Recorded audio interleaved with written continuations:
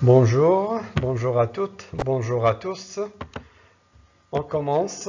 Voilà, exercice 4, physique. Vous pouvez toujours télécharger les exercices et les imprimer à partir du site. Vous avez ici le lien.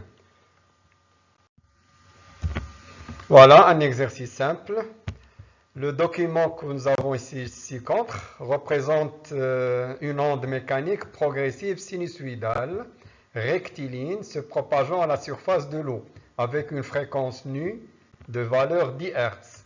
Alors, si on observe ici, nous avons une onde rectiligne. Voilà le sens de sa propagation. Nous avons un obstacle et une petite fente ici. Et puis, voilà l'onde qui va passer de l'autre côté à travers la fente. Voilà, ça c'est le schéma. Donc, la question évidente, quel est le phénomène observé? Ben, c'est tout simplement, on sait c'est quoi, c'est la diffraction.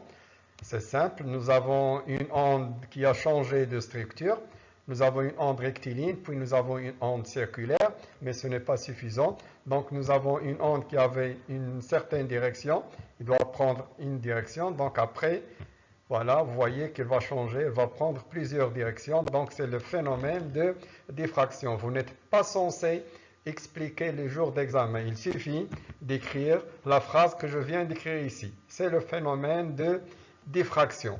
Deuxième question. Calculer la longueur d'onde de l'onde incidente. Voilà, ça c'est l'onde incidente, ça c'est l'onde diffractée, ainsi que sa célérité, sachant que la distance entre deux points A, B égale à 3 cm. Voilà, vous avez ici les deux points A, B. Puis, on vous demande de déduire la distance des deux points C et D. Avant de commencer, les traits que nous voyons ici, ils représentent les crêtes, les points les plus hauts de la surface de l'eau. C'est ce qu'on appelle les crêtes. Voilà. Et d'après ce que vous observez ici, la distance entre le point A et B, c'est lambda, c'est une crête, deux crêtes successives, puis au milieu, c'est-à-dire lambda plus la moitié de lambda, ce qui va nous aider. Voilà, donc d'après le document, qu'est-ce qu'on remarque? Que la distance AB, c'est égal à 1,5 lambda, lambda plus la moitié.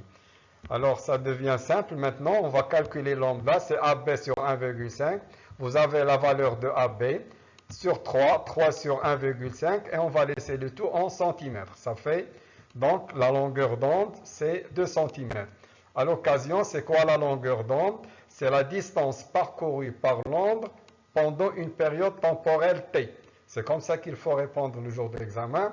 Je ne préfère pas la réponse, c'est la distance entre deux crêtes successives. Ben, ça, c'est sur les schémas, c'est graphique ça. Alors, la suite. On vous demande de calculer la célérité. Donc, par définition, on connaît la célérité. La vitesse, c'est la longueur d'onde fois la fréquence. Alors, on fait les calculs. La longueur d'onde, c'est 2 cm. On convertit en mètres et vous avez ici la fréquence 10 Hz. Donc, fois 10, ça vous donne 0,2 mètres seconde moins 1. Toujours la suite de la question, déduire la distance CD. Donc, qu'est-ce que vous remarquez ici? Ça, c'est l'onde incidente. CD, donc, ça représente deux crêtes successives, donc c'est lambda, mais c'est lambda de l'onde incidente. Et aussi, on sait que l'onde incidente et l'onde diffractée, CD, c'est la longueur de l'onde diffractée, et on sait que l'onde diffractée et l'onde incidente, ils ont les mêmes grandeurs, même fréquence, même longueur d'onde, même période et même célérité. Donc, on va déduire, donc d'après le document CD, ce sont deux crêtes, donc c'est lambda. Et puisque l'onde incidente et l'onde réfractée ont la même longueur d'onde, donc forcément lambda sera la même, la longueur d'onde, c'est-à-dire 2 cm. Dernière question, comparer les oscillations des points C et D. Voilà, où sont ici C et D.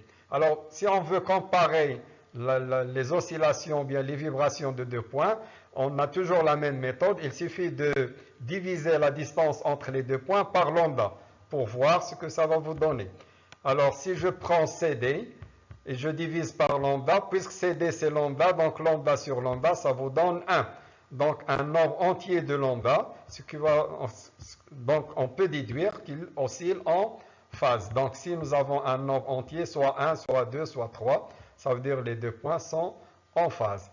Pour les deux autres points A et B, nous avons A et B ici, donc la même méthode, la même démarche. Donc on va diviser, ça fait 1,5 lambda divisé par lambda, ça vous donne 1,5. Donc nous avons un nombre entier de lambda plus la moitié de lambda. Donc cela veut dire que les deux points, ils oscillent en opposition de phase. Voilà, c'est simple. Merci.